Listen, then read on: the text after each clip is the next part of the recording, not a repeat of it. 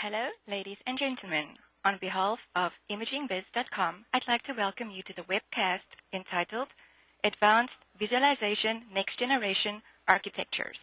If you have questions at any time during the presentation, you may type your question in the Q&A box located at the bottom of the interface below the presentation. Questions will be collected and answered accordingly at the end of the presentation. If you are in need of technical assistance, please dial 1-800-414-9222 and reference confirmation number 24629844. This information is also listed on your confirmation email. Please note that this conference is being recorded. And now it is my pleasure to turn the program over to Diane Clifford, Director of Global Marketing with Visage Imaging. Hello, everyone, and thank you for joining us today. As it was stated, my name is Diane Clifford. I'm the Director of Global Marketing here with Visage Imaging. Today, we're pleased to be joined by Dr. Keith Dreyer, presenting on the topic of advanced visualization, next generation architectures. I'm also joined today by David Chambers, who is the CEO and President of Visage Imaging. Now I'd like to pass it to David for an introduction. Thank you. Thank you, Diane. I would like to extend a warm welcome to everyone who has taken the time out of their schedules to participate in today's seminar. For those of you who are not familiar with Visage Imaging, we are a global leading provider of scalable enterprise visualization solutions and are pleased to have this opportunity to support discussion around the topic. Visage delivers thin client enterprise visualization solutions with blazingly fast access to thin slice data anytime, anywhere, empowering a perfect workflow and a comprehensive set of clinical applications for all 2D, 3D, and 4D interpretation. Above all else, we believe that our thin client technology could prove a fundamentally key point in selecting a 3D partner to meet your workflow needs. If you haven't yet done so, do take a moment to look at the Dalai Lama's latest blog on Aunt Minnie, where he goes on to describe us in flattering terms as the 800-pound gorilla. I'll allow you to make your own judgment of his remarks. So I would now like to hand proceedings over to our guest speaker, Dr. Keith Dreyer, who will present his views on the latest trends in advanced visualization. Keith. Hey, thanks, David. Hello, everybody. Good to, unfortunately, not see you, but to be able to be with you and talk to you virtually here. I want to talk to you about advanced visualization, next-generation architectures. And basically, what do I mean by that? There's a lot of different ways to advance the visualization of images that we used to be able to look at in 2D in new ways. And it's a pretty confusing marketplace right now to try and make decisions as to how to get 3D visualization or advanced visualization into your institution. So we're going to talk about some different architectures and a way to go about that. My presentation is going to be probably about 20 minutes or so because I want to leave time for questions and answers. I'm going to throw up one polling question in the middle, and I might adjust some of my discussions around that at a later point based on the percentages that come back from your answers. So when I pop that up, if you can answer quickly, then we won't have to sit there for too long. So first, with an overview, I'm going to talk about just an introduction, so we're all on the same level playing field here about what advanced visualization is.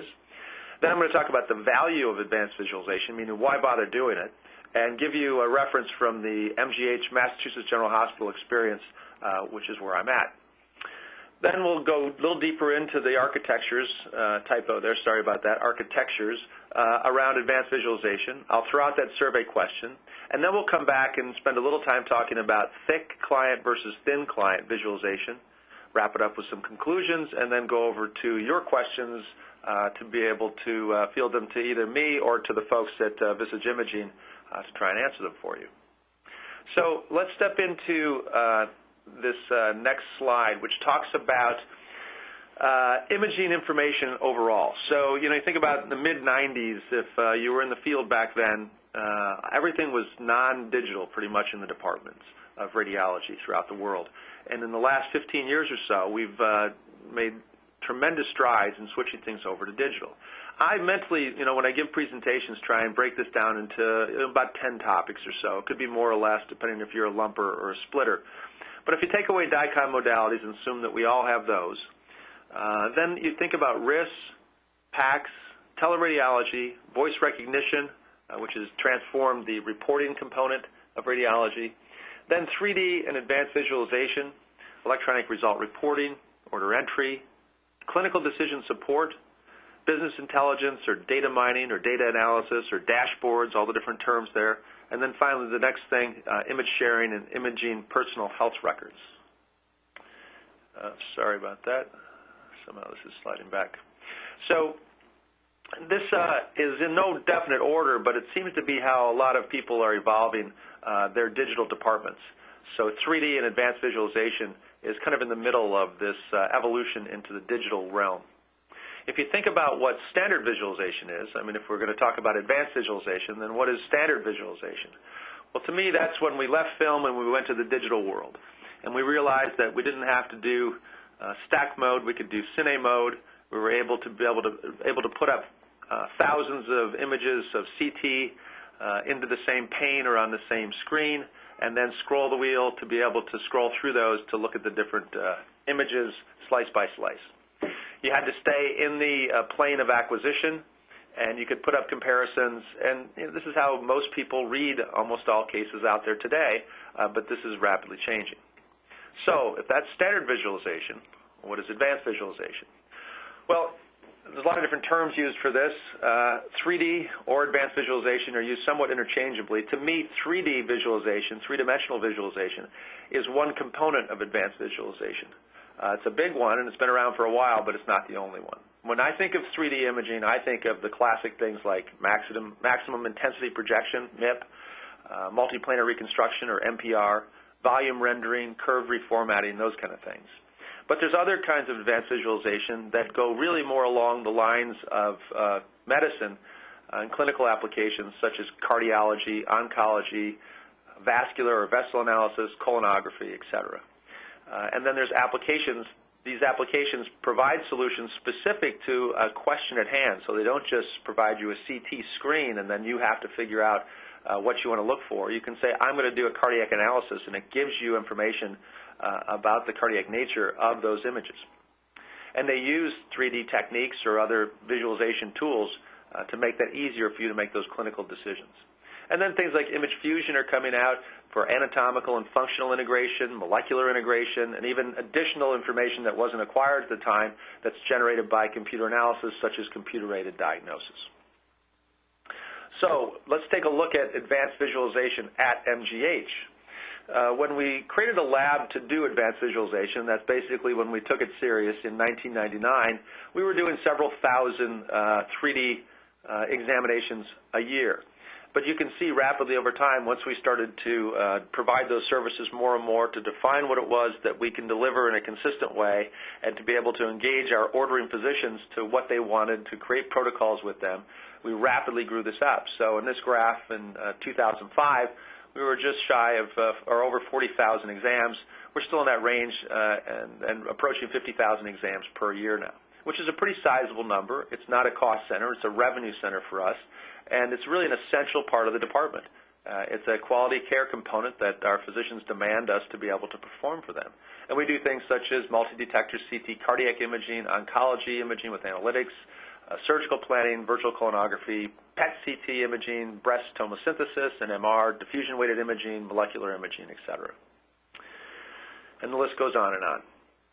Now, when we talk about advanced visualization architectures, so now we're saying, okay, this is a good thing. We all want to do this. How do we do it? Well, you have to buy components, and you buy these from the vendors. And the first thing that people did that wanted to get into 3D was they tried to get their PAC systems, their standard PAC systems, to do 3D for them. So if you purchased a PAC system in the late 90s or early 2000s, it was typically, almost all exclusively, a 2D PAC system. And vendors started to add limited 3D functionality, such as MIPS and MPR. So a lot of people use this still today. In fact, a lot of PAC systems in thousands of hospitals today have absolutely no 3D functionality whatsoever. And that's the universal solution inside of many institutions, is to have no 3D solutions, and then they try and bolt them on. And so that these are the next architectures that I'm going to talk about. The next approach is to say, okay, we want to mature out of that limited 3D or no 3D option for us, And so 6, 7, 8 years ago, people started to have a slave 3D system. And if you remember companies like Voxar, they got purchased by Barco, they had integration into PAX systems. So there was a 2D master PAX with a 3D slave system, if you will. And the 2D client had embedded, and that's really kind of a strong word, probably loosely affiliated, a 3D viewing component. And some of them were so poor workflow oriented that if you were looking at an image in 2D, you wanted to see it in 3D, you pushed a button, waited several seconds, then up came a different client and showed you that image in 3D. If you wanted to be able to then look at a prior, you had to go back out to the 2D system, go to the prior, come back into the system, wait several seconds, a lot of mouse clicks, and come back. So you can imagine the inefficiencies with that system. And the 3D wasn't all that spectacular either. Next up is this concept of independent 2D and 3D systems. So you say, well, I can't get my PAX vendor to integrate with the visualization tool that I want, so I'm going to go out and buy a brand new 3D visualization system. This limited integration causes a lot of problems, though. So it's typically these 3D systems are not in the workflow. They don't understand HL7. At Mass General, we read thousands of cases a day. If we had to read hundreds and hundreds of these 3D cases on a separate system, it'd be very difficult for us without tight integration into a PAX system. And something that can understand the workflow, that can talk HL7, that's experienced and has connections to the RIS. So that was some of the challenges with the folks that had purchased these separate 3D systems. Well, now available today are these concepts around advanced visualization PAX systems. So in 1995, if you're going to make a PAX system, or in 2000, when many of these vendors made their systems, people were thinking 2D, straight 2D, created architecture around 2D, and then later realized we have to add 3D, and the architectures wouldn't support it. So if you create a system, say, 3 years ago, you can start thinking about, well, let's make the whole system 3D. And then 2D is just an offshoot or a subcomponent of advanced visualization or 3D. It's just one less D than 3D, so if you want to slice the images and look at them that way in the acquired plane or in another plane, you can do that. So this is the new concept that's out there now, that you can actually purchase PAX systems that give you this concept of full advanced visualization. They have clinical applications inside of them and also the appropriate visualization tools. So with that explanation, I'm going to ask a survey question now, and that's going to be this. Let me push it out here to you. And that question is, if you could answer this, our institution currently has no advanced visualization, 2D PAX with limited 3D, like I described at first, a 2D master PAX with a 3D slave system, separate 2D and 3D systems, or full advanced visualization PAX. So if you could just check the appropriate box for your institution, and when we get enough answers, I'll go on. You can see the advantage of this, and you can see the evolution of this. So in the late 90s, when people didn't understand exactly how to take advantage of 3D and how to take advantage of advanced visualization, a lot of the 3D systems were dedicated to CT scanners and MR scanners. And so they evolved as offshoots off of the scanners themselves.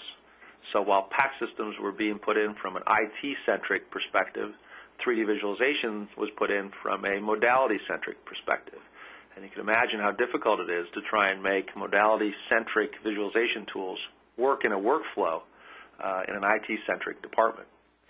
And so as things evolved, yes, you could see things with great 3D visualization off of these modality-centric solutions, but it was extremely hard once you needed to have them on a consistent basis to make them work for you.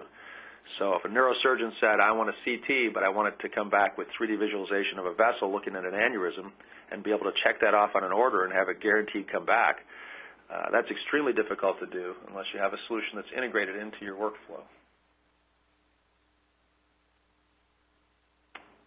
All right, let me push this back to you. We have enough information back that I think it will be interesting. So these are the percentages. There are some people, 16% with no advanced visualization at all. Then it's kind of a mix between 2D PAX with limited 3D, 2D PAX master PAX with a 3D slave system, and separate 2D and 3D systems. It's pretty much evenly split between those.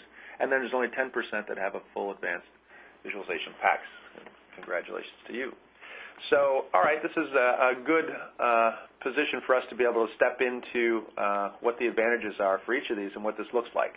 So what I'm going to do is kind of throw these up on a graph, and this graph is just arbitrarily created the X and Y axes of functionality and access, because to me this is really how I value products. Does it do everything I want it to do, and can I give it to everybody that needs to do that? So functionality answers the question, well, what does it give me? And access is, who does it give that functionality to? So let's plot these out here arbitrarily. In my mind, these 2D PACS systems that have limited 3D, these are the early things. They're okay with access because they can get to anybody in the Department of Radiology. And you can put a few of them out into the oncologist areas or put a couple into surgical suites. But they're kind of heavy clients, they're thick clients, and they're hard to deploy out there. So access is somewhat limited. Functionality is extremely poor from an advanced visualization standpoint, though. If you look at these systems that are out there that really just do 2D and try and do 3D, they're really missing a lot of things that you'll want to be able to have, or your referring physicians will want to have you perform for them. Next up is this concept of a 2D master PACS with a 3D slave system. So what you've done now is you've just coupled right onto a PACS system. So you really get no more access. No more people can access that than could access the PACS system, but you've increased the functionality. So that delta between 1 and 2 up the functionality scale is worth a certain price. It's a minimal price, and that's what people typically pay for these systems. So next you say, well, I want more functionality. I can't get everything I want from this number 2 solution. I need more. But that doesn't integrate with my PACS. That's not a solution that my PACS provider gives me, so I'm just going to go out and buy it myself and deal with it. So you wind up with more functionality, but it's offered to less people, because now you have typically big hardware systems that are sitting in your department that you have to be able to push images to, know which ones to push them to, have somebody trained on those systems, and access actually diminishes. So I've consulted for departments before where they have 30, 40, 50 PACS systems, 7, 8, 9 3D visualization, hard, thick client systems, and they rarely ever get used. They just sit there in a closet, and people either don't use them, don't know how to use them, they don't use them on a daily basis in the workflow, they rarely go to them when they have a problem case, but they don't have it in standard workflow. So it's a challenge, and that's why the access is decreased. Now, and the advantage of these advanced visualization PACS systems are that you not only increase functionality considerably, and I'll explain that later, but you really increase the access. Now, anybody that needs to have a PACS workstation or 3D or advanced visualization can use these systems to be able to have access beyond the walls of the Department of Radiology. And when you look at the next slide, this is when we add the thin client technology. Now you really increase access. Now you can basically pull out an iPod and do this kind of work, or you can have an extremely thin netbook that allows you to have full functionality of a heavy workstation, but you can do it on a device that you can carry around, bring in and out of the OR, et cetera. So now you've got this increased functionality, but tremendously increased access. So let me go back now and explain this difference between these visualization architectures, thick versus thin. And this is one of the questions that came across earlier from the group was, what's the difference between thick and thin client? So let's start with what's the same. In a department that's using thick client solutions, obviously all the modalities are going to be DICOM. They all connect into some sort of imaging server. It's a PACS archive or a PACS server or a 3D analytics server, some kind of imaging server that basically takes the images in and then makes them available for clients to be able to view those images. And there's a lot of details that are left out here. There's the RIS integration that makes sure that you've authenticated the patient and the exam, and that you've cleaned up the demographics need be, all of those kind of things. But let's just skip that and focus just on the imaging component. So now I'm going to add a thick client to this. What does that mean? Well, the arrows that go from the imaging server to the thick client are thick because I'm pushing an awful lot of image data. If I have 10,000 images on a CT exam, I have to push all 10,000 out there to be able to do anything from a 3D visualization standpoint, or to be able to read all those cases. Just in 2D, the images, I have to push all those out to that thick client. So there's three pieces, components that are out there in the software on that thick client. There's graphical processing units. So these are GPUs that sit inside of those thick clients that are typically used to do a lot of the rendering, the horsepower that provides the functionality to be able to make the software do what it needs to do for visualization. There's the rendering software itself. So if I want to look at these 3D data sets in a volumetric form or in a curve reformatting, there's a lot of rendering components or active software that has to run and take advantage of those GPUs. And then finally, once I've rendered those visualization techniques, I have to make them available to be able to see on the monitor. So I display those images in the form that I want to up on the monitor. So there's graphical processing units on the thick clients, there's rendering software, and then finally visualization applications that are out there. Well, this requires quite a bit of hardware on the client, and so that's why we beef up all of our PAC system clients to have multiple CPUs, sometimes multiple GPUs, multiple monitors, very heavy clients that are out there. And that's okay for departments of radiology when you're placing 100 or 200 of these, but when you go to an institution and you have to place 1,000, that gets to be a real challenge, and especially when you have to upgrade them every 3 years. So what does a thin client visualization architecture do for you? It basically takes those GPUs and moves them out of those thin clients and puts them into that imaging server box or in the server room. The rendering software then can run there. It doesn't have to run out on the thin clients. Well, the big difference, this is a huge difference. Now I don't have to push those 10,000 images out there to be able to start to render images. I can keep them right on the imaging server, so I can process all that information on the GPUs that are sitting in the server room through the rendering software, and then, kind of like Citrix, I can just transfer the information to be able to visualize what it is that rendering software created. So these thin clients now become just a display piece. So when I rotate the mouse, or when I move the mouse across an image and it instructs it to rotate, it sends that message back to the imaging server. It tells the rendering software to use the GPUs to rotate that image, and then it sends back the resulting image for display. So it doesn't ask the client to do all this processing, it asks the server to do all this processing. And one of the big advantages here, for me to add multiple thin clients on, it's very simple. I don't have to have heavy hardware out there at all the clients. I keep my heavy hardware where it should be, inside the server room. So I hope you can see the difference here. It's a dramatic difference in pulling that information, or pulling that rendering software and the GPUs back into the server room. What are the advantages of thin client architecture? Well, some of these are apparent, maybe some of them aren't. But these large image volumes are not transmitted to the clients. So you don't have to worry about transmission inside of hospitals, maybe not an issue, but when you try and push this out to imaging centers or even physicians' homes, it dramatically decreases the transmission times and also the pipes that you need to be able to move them. The hardware upgrades are server-based. So we have 35,000 PCs at our institution. So when we want people to be able to see thin client visualization, we don't have to upgrade that hardware. And when the hardware becomes outdated, every 3, 4, 5 years, you don't have to go back and replace those nearly as often as you would have to otherwise. Software upgrades are also server-based. So when I want to upgrade to new GPUs that are out there and to new software that's being created, versioning, I can do that at the server one time. And I kind of liken this to Amazon. When Amazon updates their website or Google updates their website, they don't have to come out to every house in the world and update the computer or the software. Next time you log on, you have a new experience inside of Google or Amazon. It's the same thing that happens here. It's a much, much simpler maintenance process to be able to go through upgrades, which otherwise, if you manage PAC systems, you know how painful upgrades can be. Session sharing collaboration is intrinsic. So if you remember from the previous slide, if I've got 3 of these clients up there, they're actually holding that information inside the server, which is being shared between those clients. So I can either isolate my area to be able to do my own processing, or I could share an area with somebody else. So if I'm on the OR and I would ask someone a question, I'm rotating, and someone can kind of watch that rotation as I'm doing it.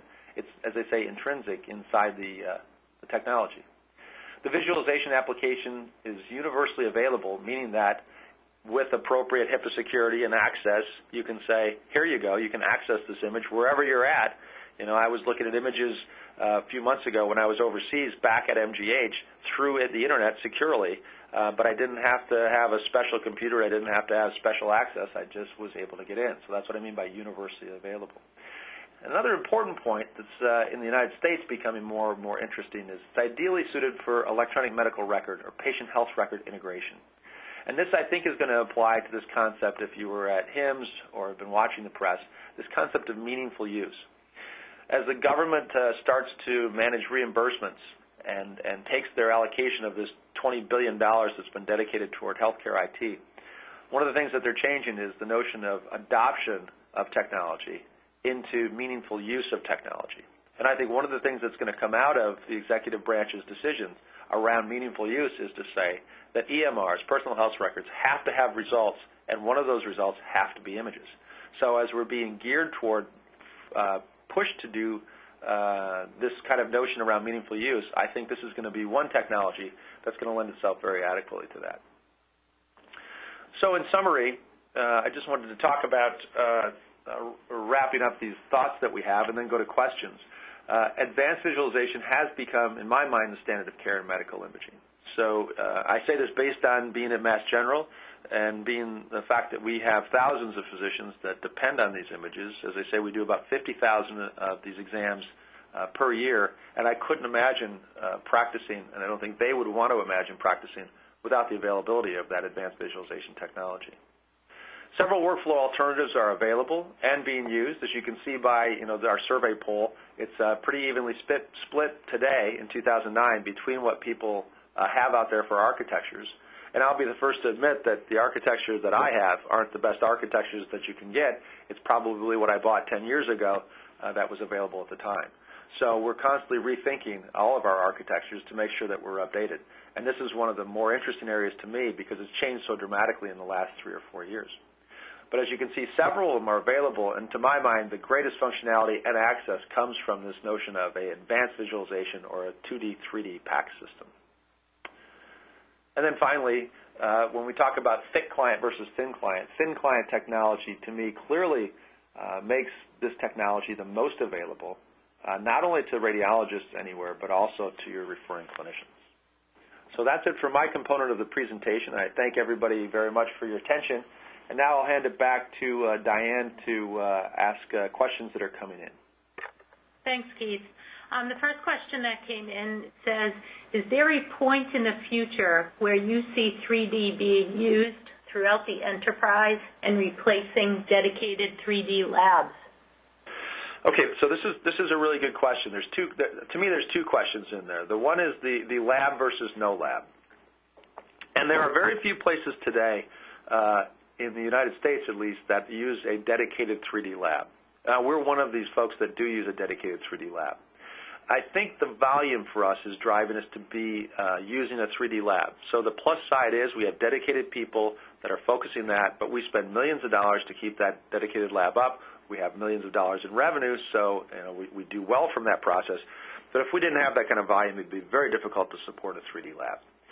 I think that the majority of institutions today do not have a 3D lab, and they use direct access to the radiologists and to the clinicians for 3D visualization, and those are the folks that do actually do their own 3D visualization and 3D rendering.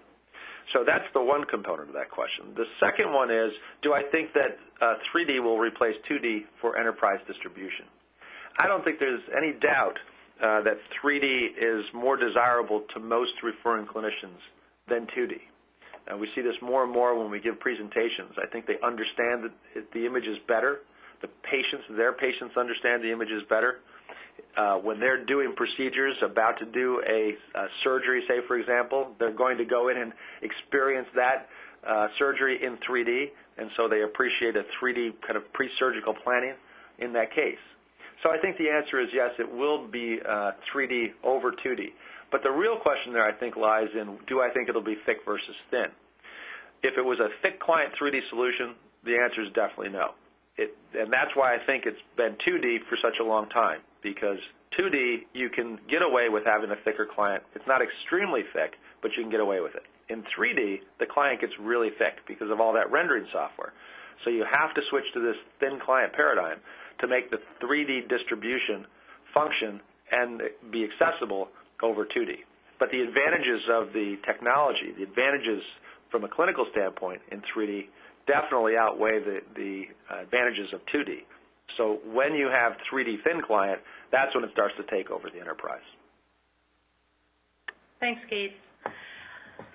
Next question. The term true thin client is used often by multiple vendors that we're seeing. Can you please shed some light on this true thin client versus thin client? Okay, well, yeah, this whole thin client thing, and even web client and all of that. You know, the big question in 2000, when Microsoft was aggressively trying to go at Internet Explorer and competing with different folks that were creating creating browsers, the question was, do you have a browser-based visualization solution? And so a lot of people created browser-based solutions, but there's many ways to create a browser-based solution. You can use just HTML, which makes it very thin, or you can download a huge payload, a gigantic object, say a Visual Basic object, that would consume tens and tens of megabytes out on a system. When you start to do those kind of things, you really start to leave the world of browser or thin client, and you really have a thick client. So if thin client, to me it means several things. A true thin client means that I am capable of running this on a low-end PC with a monitor that's capable to display what it is I want to. But the PC itself can be very low-end. To do that, you have to be able to pull back the processing. And in 3D, it's simple. You have to have server-side rendering, server-side GPUs that do all the processing. And that's why I pushed that in that slide. You have to have all of that capability on the server. The images one by one, pixel by pixel, cannot transfer over to the client. They have to stay on the server. And once you've requested to do this rotation, and it's all instantaneous to the client, so I'm rotating and it looks like everything's happening right in front of me on my monitor. But when I rotate, I'm sending signals back to the server to do that rendering, and then the rendered image just populating the screen comes back. So it's a hard thing to ask, it's a hard thing to prove, but if you don't have a true thin client solution, where you get in trouble is, as I say, when you're starting to scale.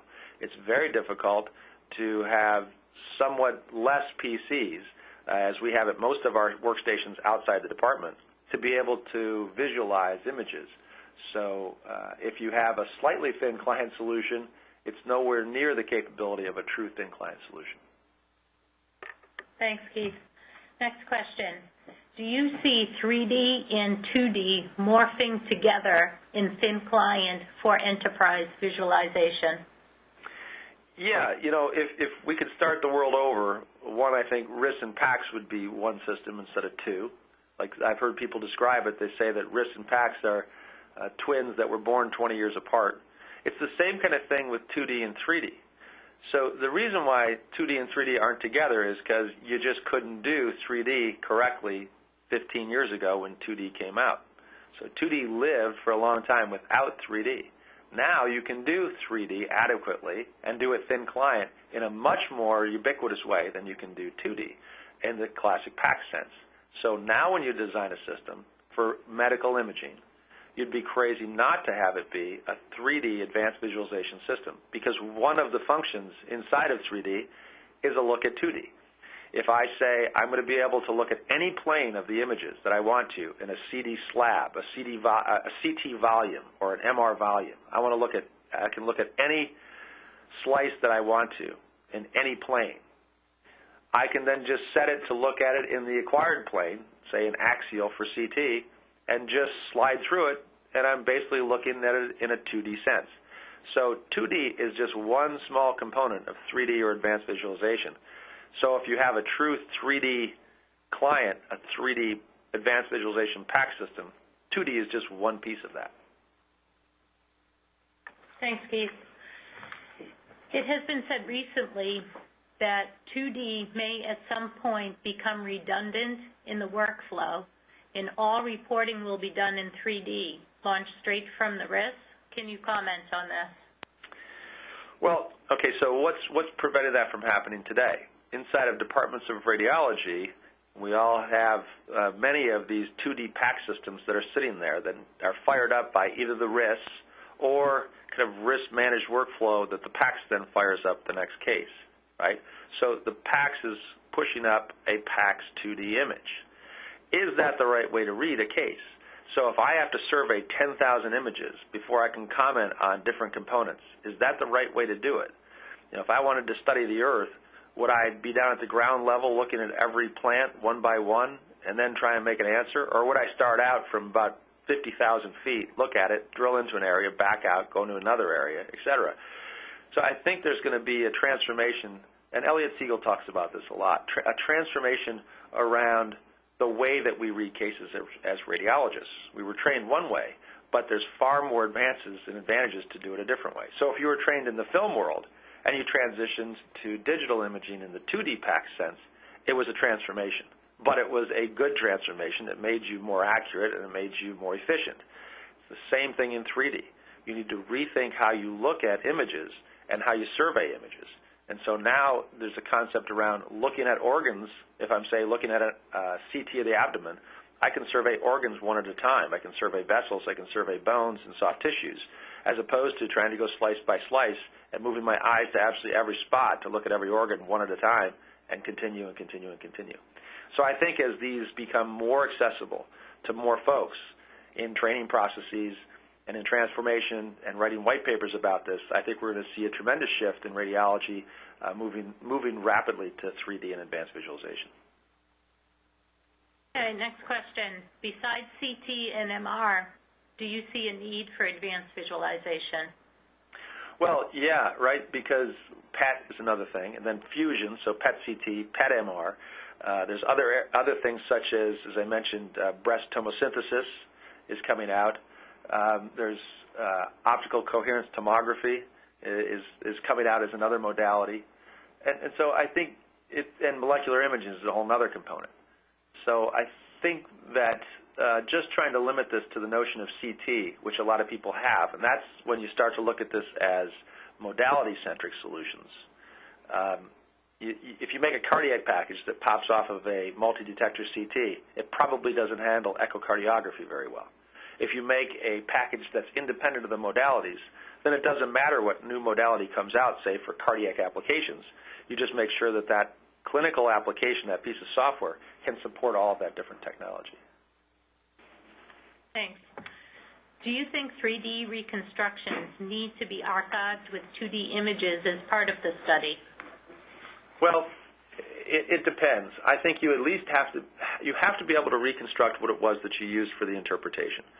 So you can either keep the 3D reconstruction as a set that's been created off of the 2D, or you need to have a series of kind of button clicks, if you will, that can recreate and put you back to that visualization position that you had.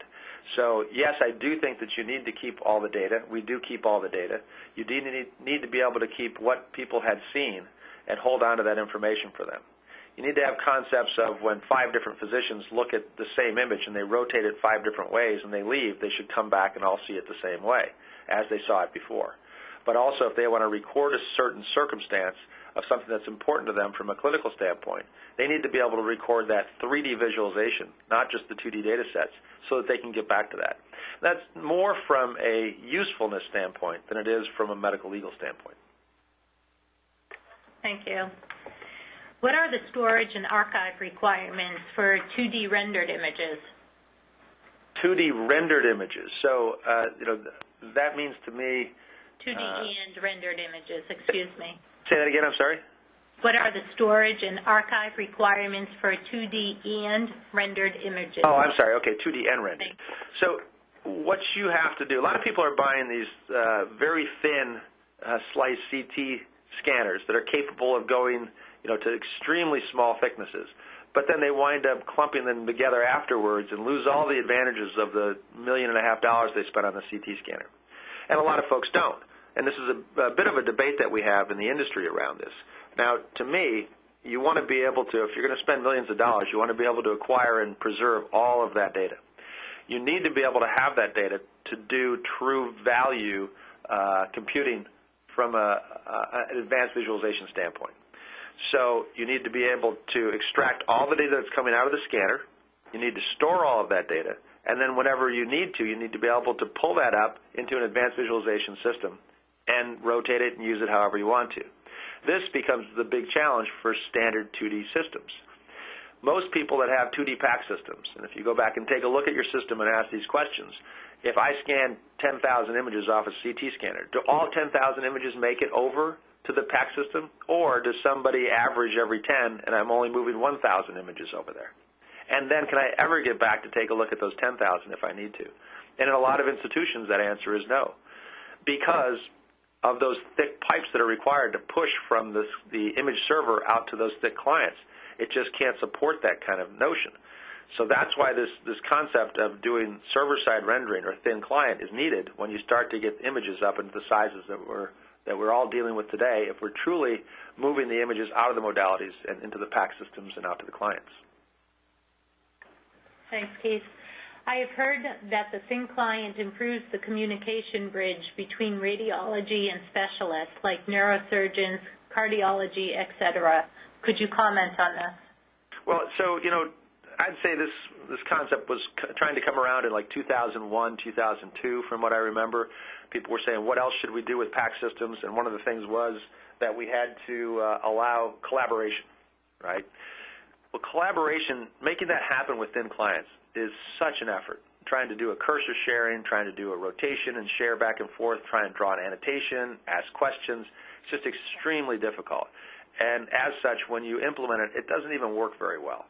And so I think the conclusion back then was, well, I guess people don't want to collaborate. Well, I don't think that was the appropriate answer. I think it was people don't want to collaborate with terrible collaboration tools. People do want to collaborate on these images. You just have to have very simple, ubiquitous tools for them to be able to use. And from what I've seen with the thin client packages that I've worked with, this concept of collaboration is so intrinsic, as I said, in the design, that it becomes not even a discussion of should I or shouldn't I do collaboration. It's just something you do. You just sign someone up to a session, you move stuff around, and they can see that you're moving it all around. And that's what really makes a difference. And that's where the oncologists and the surgeons really start to appreciate that concept. Thank you. Do you feel there is any disservice to the patient with a radiologist reading on non-diagnostic displays such as laptops and iPhones? Okay, so very good question. And then what is a diagnostic versus non-diagnostic display? And who do you believe, and what do you read, and what answers this question? So the American College of Radiology came out with a standard for diagnostic displays. It talks about the resolution, but most importantly, it talks about brightness. Brightness seems to be one of the things that's more critical than resolution around what makes the display diagnostic. And then there's even diagnostic concepts for clinical review or for primary interpretation. So a lot of it depends on what you're doing. Some of the biggest challenges, and you'll read this in the literature, and there's a couple of abstracts that are being presented at RSNA this coming year that talk about this concept. Yes, brightness is important. It's very important, but for the first time with a laptop or an iPhone, I can take it anywhere I want. Well, if I'm standing out in the sun and my ambient brightness is brighter than my display, that's a huge problem. It doesn't make any difference how bright that laptop is or the iPhone is. That's the problem. So it's going to be a challenge for people to say, not only will we certify this display as diagnostic quality, but it has to be within this ambient lighting conditions. So it's not so much the challenge. I remember when I was reading films back in the day at Mass General up in the ICUs with all the neon lights on up overhead. All the fluorescent lights were on. And I've got a piece of film that I can barely see, and I can tell you that was a disservice to the patient and non-diagnostic. And you not only have to improve that by making the alternators in those days brighter or making the display brighter, but also be able to handle dimming the lights around the area. So I think that we all have to pay attention to the methods at which we use to read this information and have to be aware of the literature that's coming out that talks about these displays. The other thing that's challenging around non-diagnostic displays or non-medical displays is that calibration is often kind of left to others. And so if you're not calibrating your monitors and you've had them for 2 or 3 years, I bet you go back and look at them and they're probably also non-diagnostic. So the challenge is not just with laptops and iPhones. It's out there for every display that we use. Thank you. Are there new training issues that this technology presents for radiologists, specialists, et cetera? Yeah, I think there are huge training issues because what's happening quickly is to say, okay, we can do things that you could never do before with a piece of film, and we can do things that you could never do before with a 2D PAC system. So that basically says that anyone who's trained prior to 2006 probably doesn't understand this technology necessarily, or doesn't know exactly what they can do with it. That's one piece. But the second and more exciting piece is to say, if I had some technique that I could use to help you to look at say a vessel stenosis, or to straighten out a colon, it's going to look much, much different than it looked to you before when you studied this. It's going to look different anatomically, but it's really going to help you make a more accurate diagnosis. Let's say I could prove that through a white paper, a study. Well, now I've got to train the 40,000 radiologists that exist in the United States to be able to understand how to do that. Now, this happens in our field all the time. You know, when we decided, and studies came out that said for us to be able to diagnose appendicitis, it was more accurate to be able to do that off a CT, and there was a protocol to be able to do thin slice CT specific for that. Everyone had to go back and learn what that protocol was and how to read those cases. So it's not anything that's new to the field. New modalities come in all the time. I kind of think of this as essentially a new modality because this integration of images and the new way to look at data is so dramatically different that you really have to be able to spend time and go to training to be able to come up to speed with each one of these, not just Advanced Visualization 1, but you have to go through all the different techniques that are available for advanced visualization. And this is so important to the field that the American College of Radiology has set up a training center dedicated specifically to this concept. So if you say, I want to learn virtual clinography, I want to learn 3D cardiac, I want to learn these different areas, they have intense training programs for multiple days where you can go there and you can say, this is the vendor that I use, this is what I want to select, so when I come out there I want to learn it, so when I go back home I can actually put this into practice. The college realized it had to do this because this field and this area is moving so quickly. Thank you. In wrapping up our questions, is there an economic business model that supports purchase of this thin client technology? Well, you have to decide that for yourself. You know, if you've already purchased a lot of things and you're trying to live in this challenging economic time, that's one answer. For us, when we've got 30,000 people that are trying to look at images on PCs that are constantly changing and we're constantly spending money to upgrade those, maybe it's a different answer for us. There's two questions here. I'm going to expand that question a little bit. The one is thick versus thin client. The other is advanced visualization or not. If you're not doing advanced visualization, you really need to go back and run the numbers to say, am I losing money on things that I'm not doing that I could do? And I'm speaking just economically now. More importantly to me, you'd say, am I doing a disservice to the patients and to the physicians by not providing them solutions that other institutions could? And could this be outsourced if I'm not up to speed and can provide these kind of solutions? I think that's an important thing to keep track of. The thin versus thick client is going to save money for you if you have a decent-sized institution where you're providing images out to a number of people. The challenge is when new technologies come out and you want to try and deploy something new, if you have to every time go out to thick clients and try and see, well, let's see, is this Java going to conflict with this Java? Does this thing have the GPUs off of this? Who can use this client? Who can use this software? Does this software conflict with that one? That's where you're going to run into economy of scale problems as opposed to thin client solutions where you can just put these simply at the server. Like I say, you know, Microsoft or say Google and Amazon don't worry about conflicting with each other because they're so thin. It basically removes itself once you close the browser. It's the same kind of concept around this thin client. Thank you. Last question to you, Dr. Dreyer. Do you think that the referrers will ever want to see images in 3D? Yeah, I think they do already. You know, as I said, our physicians now, not everyone 100%, but there are a group of image-centric subspecialties, surgeons, dentists, oncologists, neurologists, neurosurgeons, that are demanding to see these. They won't operate on patients without it. It's like losing imaging.